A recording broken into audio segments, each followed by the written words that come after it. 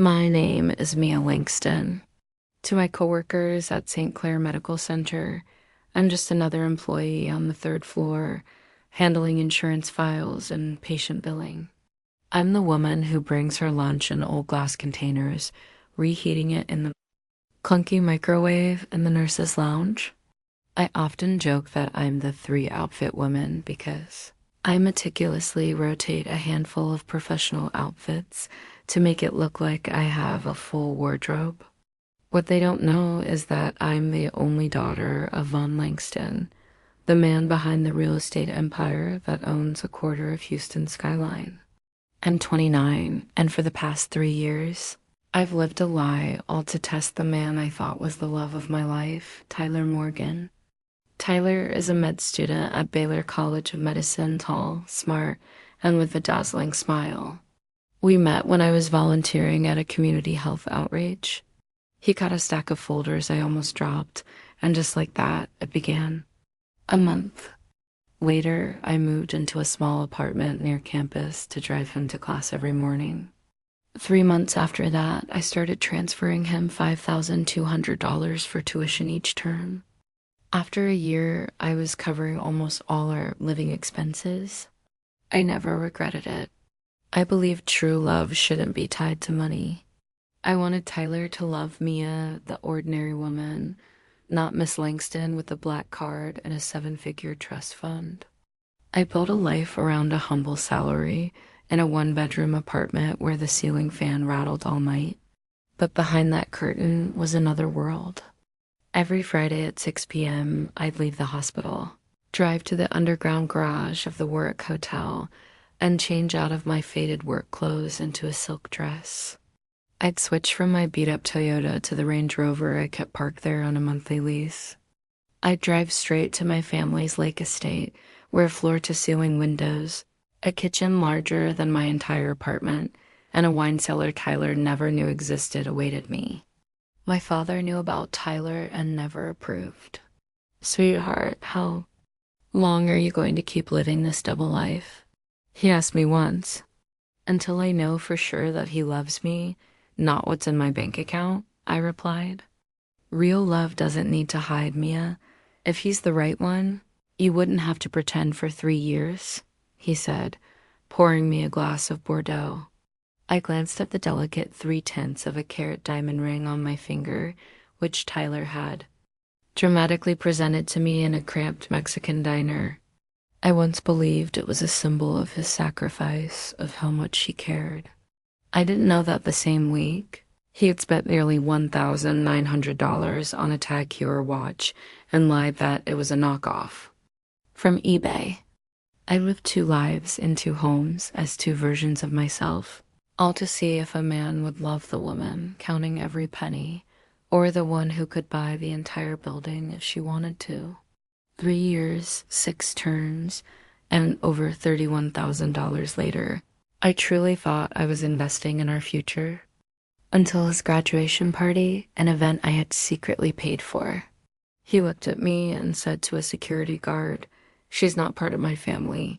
Please escort her out." And that's when everything began to fall apart. I started waking up every morning at 5:15 a.m., not because I was a morning person, but because Tyler wanted me to walk 30 minutes to the hospital to save on gas. He'd kiss my forehead and murmur, "Mia, you're the most frugal woman I know. With you by my side, I can get through anything." I'd smile, slip a pre-written check for $5,200 into his anatomy book, and scribble, "Don't forget breakfast." He never asked how I managed the money, never noticed the logo discreetly removed from my lunch bag, which had once been on the cover of a fashion magazine. I lived in an old midtown apartment with peeling walls and creaking wood floors, just a 12-minute walk from the hospital. But every Friday night after my shift, I'd change in the hospital restroom, tie my hair up, dab on soft pink lipstick, and order an Uber to the Warwick basement, where my Range Rover and tailored evening gown awaited. I'd then drive west to the gated Springwood Lakeside community. There, they called me Miss Langston. The housekeeper waited at the door with a chilled martini and an investment report already tapped for discussion. I often sat on the second floor balcony, staring at the lights in the distance, wondering if Tyler walked into this scene with marble floors, a 10-seat dining table, and a private gym. Would he hold me because he loved me, or because he was overwhelmed? I always wanted to believe it was love. For 3 years, I convinced myself that if I kept the secret carefully enough, one day when the truth came out, he wouldn't feel betrayed. He'd understand I just wanted to know if real love could exist in a moldy kitchen on a modest office salary.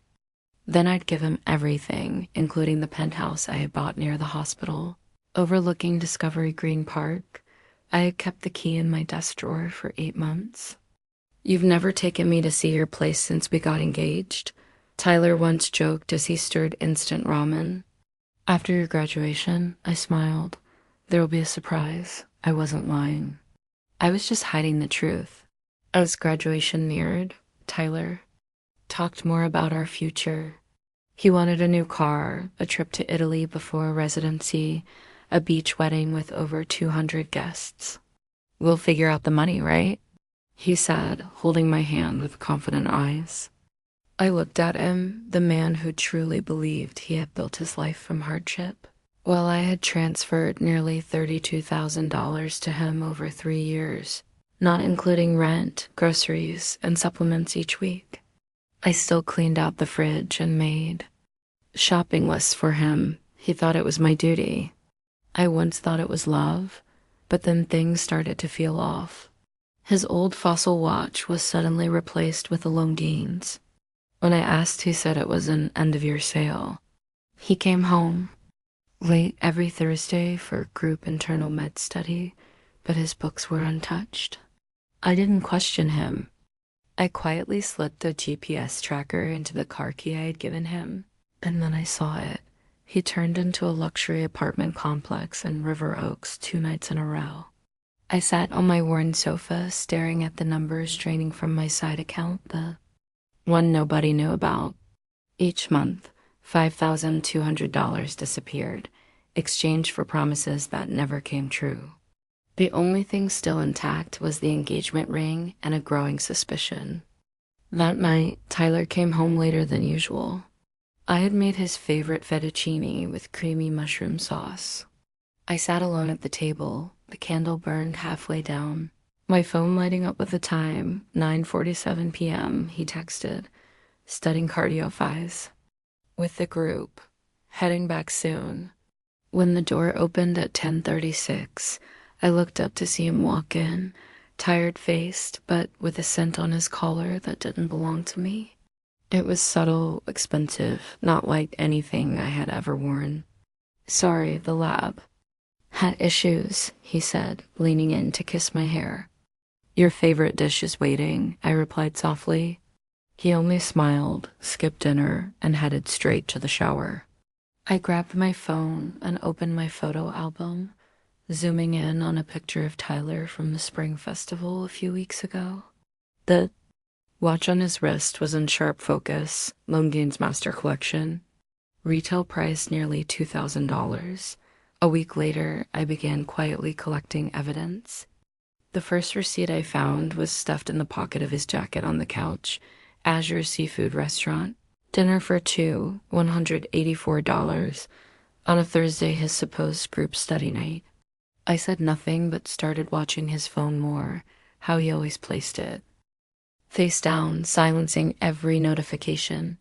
One evening, I overheard him from the bathroom. "Yeah, Saturday works. Same spot. Just don't text anything weird. She's getting suspicious." I walked in, feigning casualness. "Who is that?" "The dean," he said without blinking. "He invited me fishing, but I probably won't go." I nodded, smiled, but the next morning, after he left, I powered on his old phone, the one he had ditched last month. He claimed it was wiped, but I knew better. In the message archive, one name kept showing up, Bree. The most recent message read, "I still haven't forgotten that night at the Riverstone apartment. Bring the ring next time." I love how it feels. I stood frozen, phone in hand. Riverstone was a luxury complex he once said was way out of his reach. And the ring? I'd never seen him wear a ring besides the engagement one. Was he just performing for me this whole time? I didn't stop there. The following week, I found a receipt for a pair of white gold earrings. $1,250 from Livia and Co., dated the same night he came home late, claiming to be stuck in traffic. I rewound my memory. No rain that night, no traffic. I began seeing Tyler in an entirely different light. The sweet words felt like scripted lines, the surprise gifts leftovers from someone else's investment. But the biggest shock came during the med school student gala. As I entered the ballroom, I saw Tyler laughing with a group of classmates. One of them asked, "Who'd you bring tonight?" "We're still with the super frugal roommate." Tyler burst out, laughing. "Yeah, long-term roommate. Easier to call it that." I walked up just as the group cracked up. Tyler's eyes locked with mine for a split second before he quickly regained composure. "Mia, I was just telling them how you pack my breakfast every morning." I didn't respond, just gave a small nod, then used work as an excuse to leave early. But I had already begun planning. No tears, no rage, just cold, calculated clarity. I started with a simple message to someone Tyler had only vaguely mentioned once, an ex named Lindsay Walker. He told me they broke up because she was too controlling and jealous, that she once called the hospital over a suspicious message. Back then, I was naive enough to think he was the victim. Turns out, every bit of that jealousy had a reason. Lindsay agreed to meet at a small cafe in Montrose. "I've seen your photo," she said, in his wallet on his phone. "You're the fiancé." "Not anymore," I said quietly. "I need to know if what I suspect is true." Lindsay let out a dry, bitter laugh. "Let me guess. He told you he was struggling financially, needed someone who believed in him, right?" I nodded. "How much have you given him?" "Almost $33,000, I exhaled.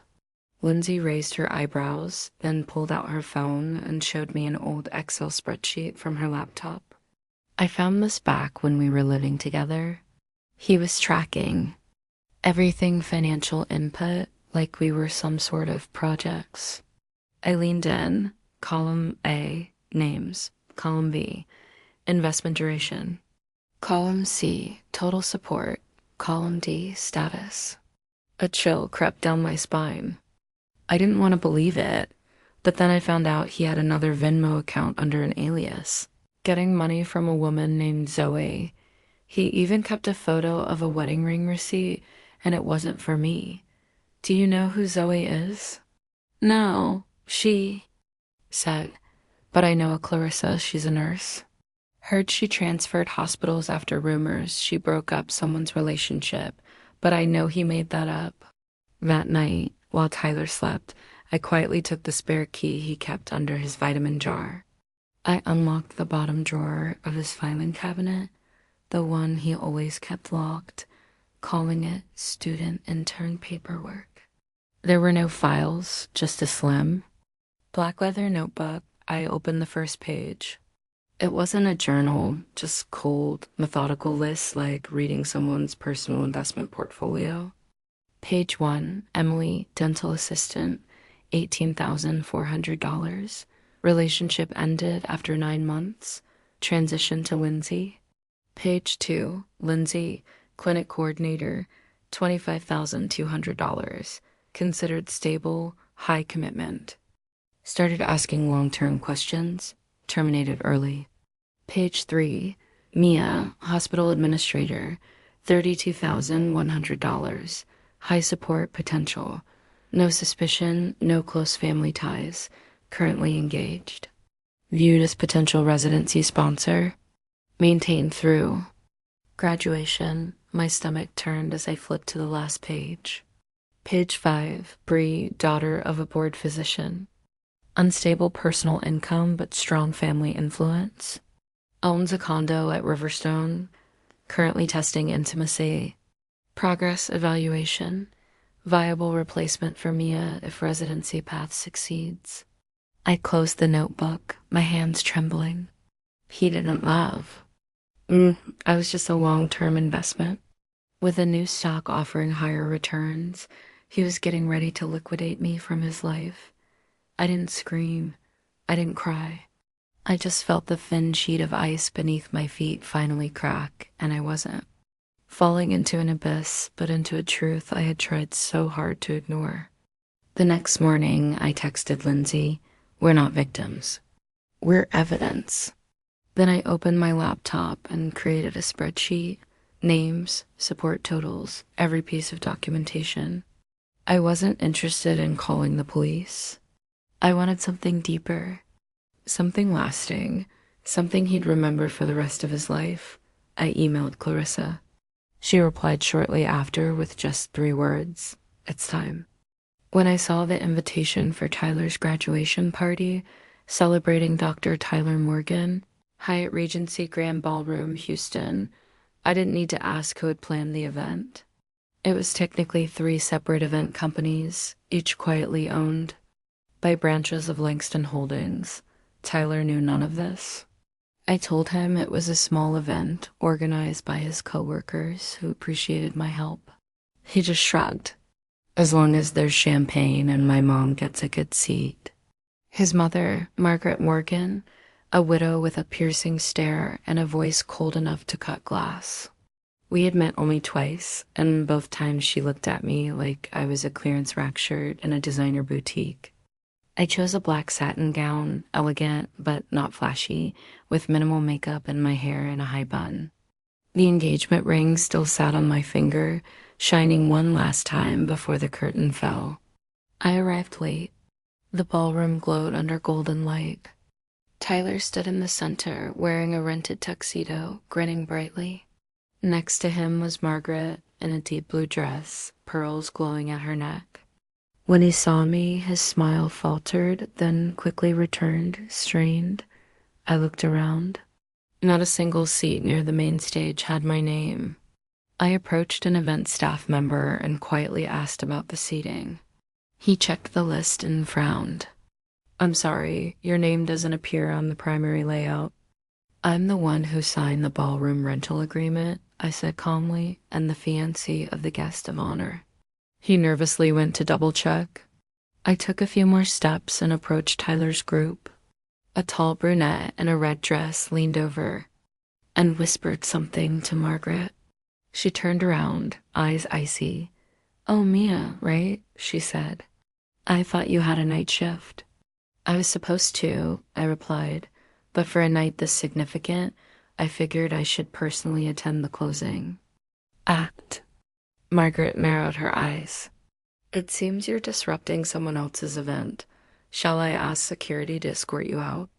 I looked at her, then at Tyler, then at the woman in red, her hand resting a little too naturally on his arm.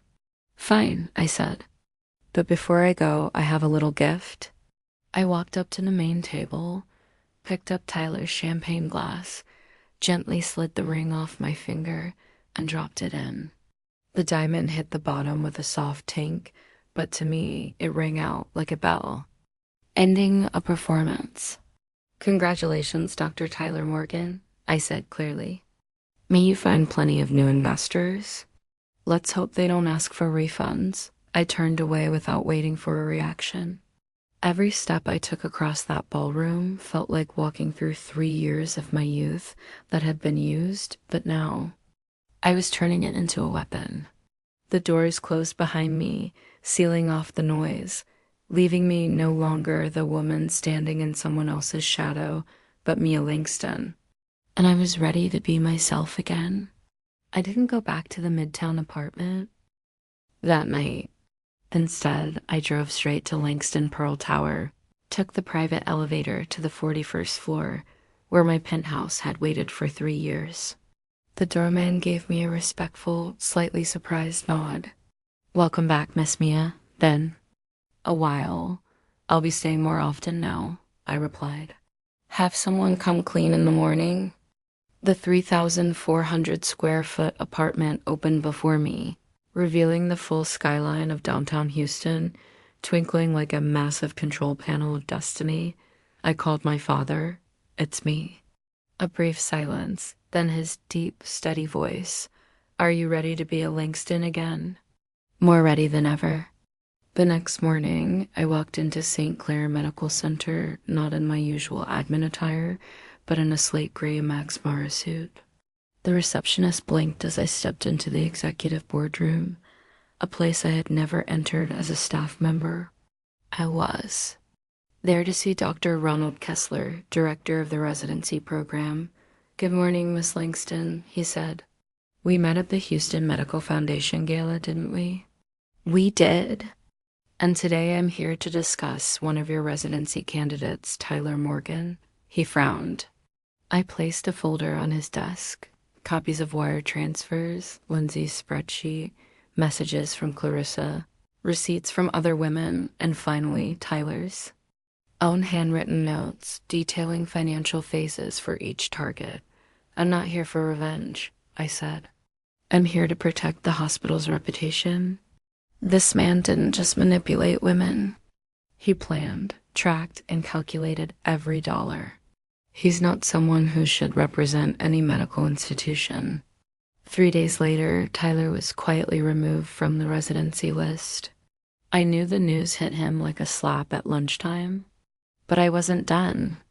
I contacted Tessa Chapman, a lawyer specializing in personal financial abuse. I handed over everything. We're not suing for money, I told Tessa. We want justice and restitution for what he extracted through deceit. Tessa nodded.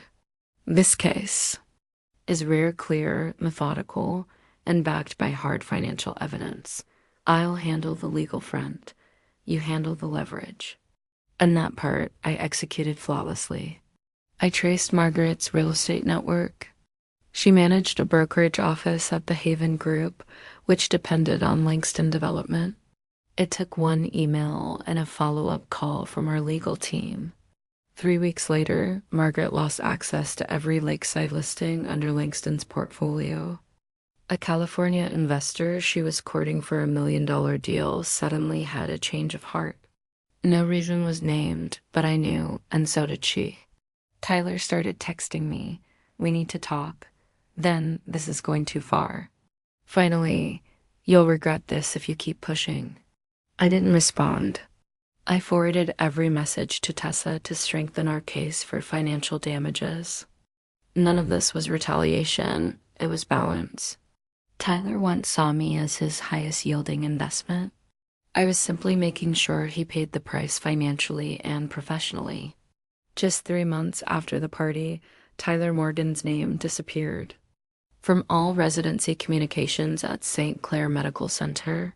In the internal system, his file was marked no longer eligible, with a single line explaining the reason: failure to meet ethical standards. I knew he had scrambled to secure a spot at Greenwood Memorial, a small community hospital on the outskirts of town with no accredited residency program.